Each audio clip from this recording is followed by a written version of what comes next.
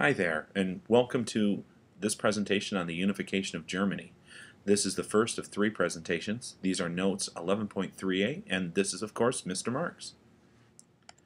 Take a moment and write down your key terms and ideas so you know what information you need to write down as you're going through these presentations. If we're going to start a conversation about German unification, we have to talk about the few times that have been tried before. One thing that isn't listed on this slide is the last time Germany had really been unified has been under the guise of the Holy Roman Empire. That had lasted for a good period of time during the Middle Ages, but even then, the Holy Roman Empire was really a loose confederation, as it were, of different kingdoms, each ruled by its own king. It won't be until Napoleon starts conquering Europe and manages to take 23 different German-speaking nations in 1910 to form what he calls the Rhine Confederation. Again, they're only loosely confederated during this time, as they largely owe their allegiance to Napoleon. It was his move of just grabbing more land, as it were. After Napoleon's defeated, this idea of unifying Germany, or at least the different German-speaking states, into a single nation, is an idea that's taken by the Austrians, and in 1920 they formed the German Confederation. This is where they try to unify 39 of the Germanic states. Again, it doesn't work that well, largely because Austria was on the waning side of its power. You had, if you remember, the Habsburgs had sent Marie Antoinette over to France, and they hadn't been powerful enough to really stop the French from going through their revolution. Those revolutions and other sorts of things were shaking things up for them quite a bit. The person who's going to manage to bring all of this together is William I. In German, it's Wilhelm I. And born in 1797, he becomes king in 1861, and under his leadership and his choice of a chancellor in Otto von Bismarck, he's going to take Prussia in order to unify Germany. If you remember, Prussia is that small country that's over near where Poland is, that has disappeared off of our modern maps.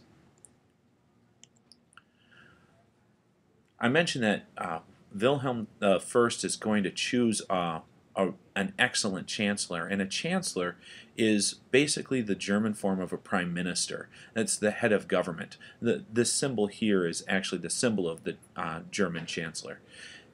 In this case, the chancellor didn't report back to a parliament like most chancellors or most prime ministers do. In this case, he reported directly to the king, and that made it so the chancellor had a good deal more executive power. Today, Germany's chancellor is Angela Merkel. She's the first female chancellor for Germany.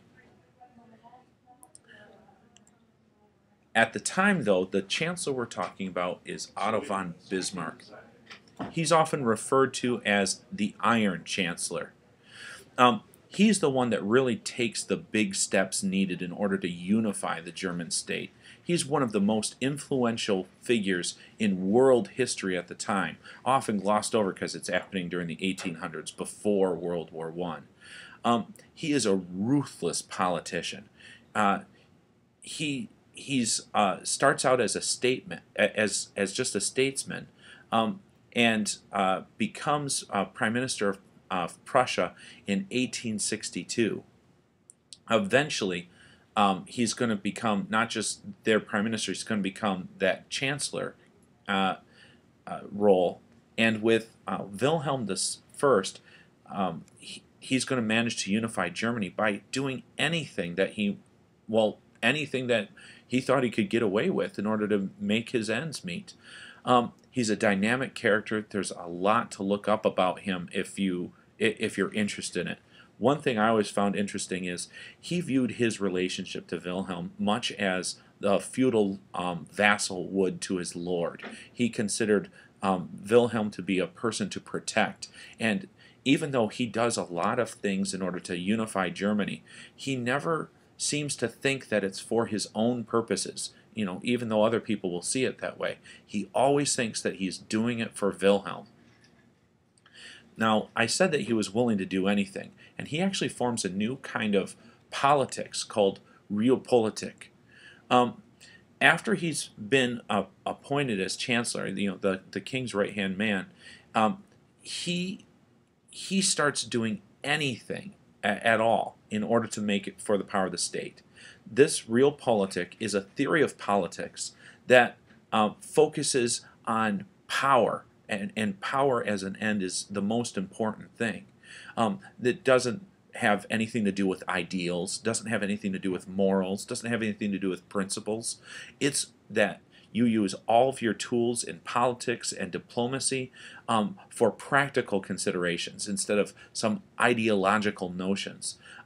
You do what you have to in order to achieve your ends. In the end, the only thing that's important is that you manage to get more power for your state. The power of the state is everything in this view.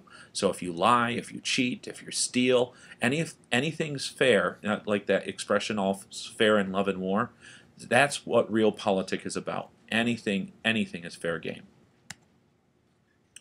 So to review this, I want you to think about what were some of those previous attempts to unify Germany. All right, we haven't talked about how Bismarck did it yet, but think about the previous attempts. And then taking the idea of Realpolitik to another level, and actually looking back at this guy, you'll see that here's a guy, he's saying that he wants to boycott Beijing in order to free Tibet, but you notice that everything that he's wearing is made in China. It's an ironic statement, and it's not true Realpolitik, but it's that idea. Realpolitik has come to mean dirty politics, any politics which are immoral. So along those lines, what might be some modern examples of Realpolitik?